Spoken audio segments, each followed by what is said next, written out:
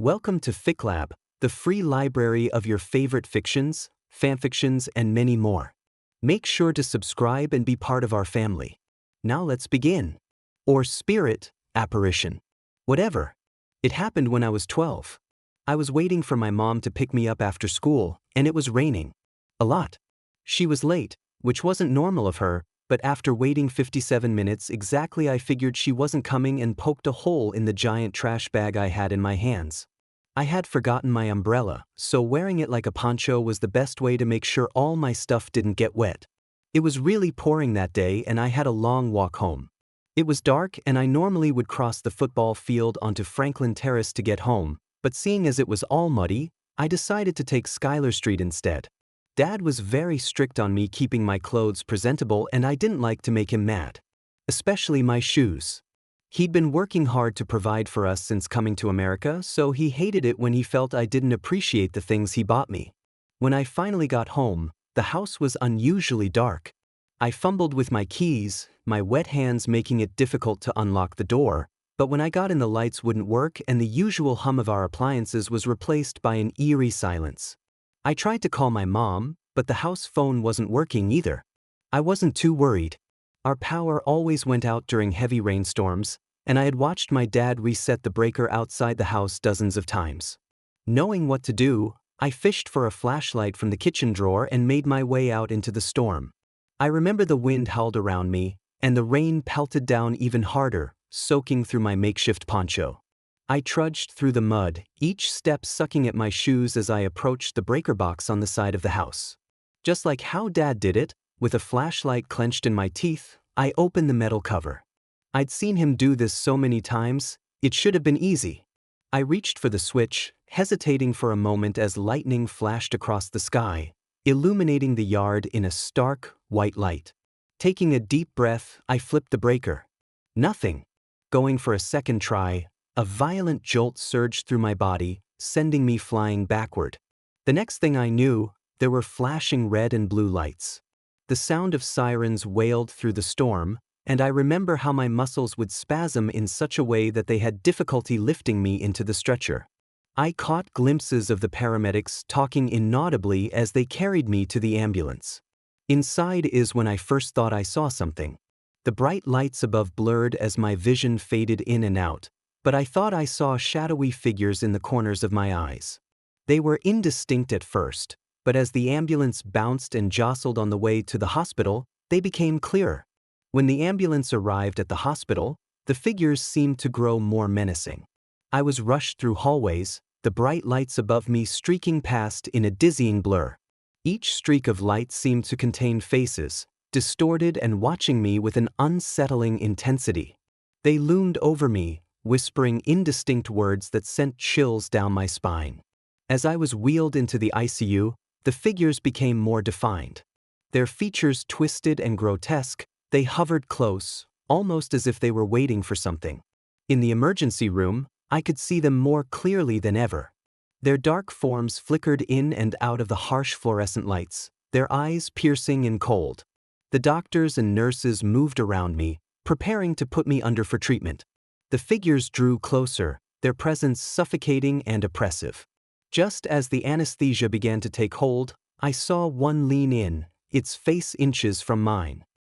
You saw one lean in? But that wasn't the last time I would see it. When I came to, I found myself in a hospital bed. The room was dimly lit, the only light coming through the doorway that led to the hallway. I turned my head slightly and saw my mom slumped in a chair beside the bed, fast asleep. Her face was etched with worry even in her sleep, and I felt a pang of guilt for causing her so much distress. I glanced at the clock on the wall. It was 1 a.m. The steady beeping of the monitors was oddly comforting, and for a moment, I thought I was going to be okay. But then, I tried to move, and my body wouldn't respond. Panic surged through me as I felt I was paralyzed.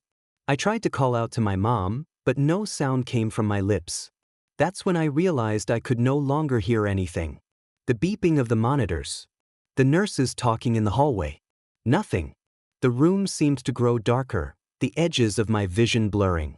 A heavy, oppressive weight settled on my chest, making it hard to breathe. The faint light from the hallway flickered, and I felt a familiar, creeping dread. I later learned this was called sleep paralysis. Or scissor lock. Night terrors. Whatever. Everything faded to black and the creatures emerged from the shadows, their forms even more grotesque and terrifying than before.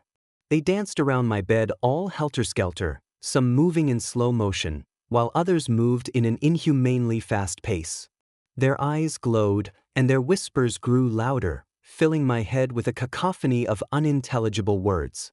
One of them leaned in, its face inches from mine, and I felt its cold, clammy hand on my arm. "Flick, why is it so dark in here?" a soft voice asked as the light turned on before gasping. "Are y'all watching the Avery Kim interrogation?" "Yes, Garcia," a man responded, rubbing his eyes at the sudden change of brightness while sarcastically muttering, "Feel free to come on in without knocking." The video paused, showing Avery seated in an interrogation room from an overhead angle. "Why?" Carl Garcia inquired with a curious tone. "How'd you get it?" "Newsom's taking him on as a client," he answered with a smile as he rolled his chair back to reveal Sarah Newsom sitting in an office chair hugging her knees. Her strawberry hair was held in a messy bun with a pen, and Carl was certain she wore that same lavender blouse yesterday. "Starting today." "No. Girl, you're kidding?" "He's a troll." Carl shrieked, his voice betraying his true emotions of excitement. "We thought y'all were finally hooking up in here." The refined lawyer grimaced, shaking his head before turning towards Sarah, who shot him a death stare behind her big square glasses. Unlike Sarah, who couldn't seem to get control of her hair, Derek's stylish graying mane had no strand out of place. "She always has her lunch here. He keeps all the best condiments in his office," Sarah explained while holding up her lunch. "Oh, I know, girl, I sometimes steal a little spritz of that sriracha hot sauce," Carl admitted proudly before looking Sarah up and down. "Where do you put it all away, you tiny little thing?" "Genetics." "Lucky." "It's," Derek started pretentiously with his finger in the air, pronounced sriracha, and Newsom was just about to thank me for finally giving her a high-profile client. "No, I wasn't," Sarah said, pointing at the unflattering image of Avery before pressing play. "Well, don't mind me guys, press play," Carl said as he leaned on the back of both their chairs, much to Derek's chagrin, as Sarah pressed the spacebar to resume the video. Click. I broke free immediately upon contact, but that's when the ghost-seeing happened. There was a pause as Avery appeared to gather his thoughts before continuing. He leaned forward, and for the first time, Sarah got a good look at him. He looked way younger than she thought, with his frizzled black hair, round eyes, high cheekbones, and pale skin. The detective, on the other hand, was unidentifiable based on the angle of the footage. "What do you mean? What happened?" Avery took a deep breath. It was like the colors and everything rushed back in a sickening way. The world around me snapped back into place, but creatures remained. They just began taking steps backwards during the madness, each one leaving out the door, while their eyes were locked on mine. "Doctors believe I suffered a brain injury from the accident and began sending me to specialists," Avery explained, his voice steady. "They ran all sorts of tests on me from MRIs to CAT scans, dog scans, you name it. They did it all, and my family didn't have insurance. Pause. I think I've seen enough," Sarah said, pausing the video at a particularly unflattering moment of Avery. "This is some joke, right?" Derek paused it, his expression a blend of amusement and seriousness. "Oh, I assure you, Newsom, this is no joke. His case perfectly fits with what we do. Need I remind you?" Sarah rolled her eyes. Andrew Johnson, Derek's grandfather, is the renowned Vegas lawyer who, together with Mr. Bernstein, gained prominence for successfully defending a controversial mobster in the 70s. With the public against them for taking the case, they were able to successfully prove the man was innocent in the death of his sibling. Since then, they have built a reputation for taking on controversial clients that other lawyers refused. And now we're defending. "Whatever you call this," Sarah said sarcastically, still pointing at the screen. Derek's expression turned more serious. "Exactly. We take on the cases others won't touch. It's part of our legacy, Newsom. We take cases others cannot." Derek suddenly turned and gripped her hands, both startling and causing her to blush. That's why I need you to take this seriously. Avery Kim might seem like a joke, but the allegations against him are very real. Sarah momentarily froze but yanked her hands away. Oh really? Flatter me. We have fallen a long way, Newsome, Derek started, his voice taking on an almost political tone as he rose to his feet, from the firm's glory days. He had a contrasting presence compared to Carl, who was robust and playful with his fit physique and tailored suits. Not long ago we were the go-to for high-profile cases that no lawyer wanted to touch. Vigilance, ingenuity, you name it. Derek's voice took a somber turn. Now, traffic tickets and drunks. Derek, what are you talking about? One day I will be taking over this firm, Derek interrupted coolly, now pacing regally, and as the current senior partner, I wish to start restoring it to the glory it once held. Starting today with this case. What the hell is going on? Carl asked with a mischievous smirk. Sarah remained quiet, her arms crossed defensively and her eyes narrowing. You think defending Avery will do that? Derek suddenly turned to her, snapping his fingers. Precisely. You are the one I can trust to do it, Newsome.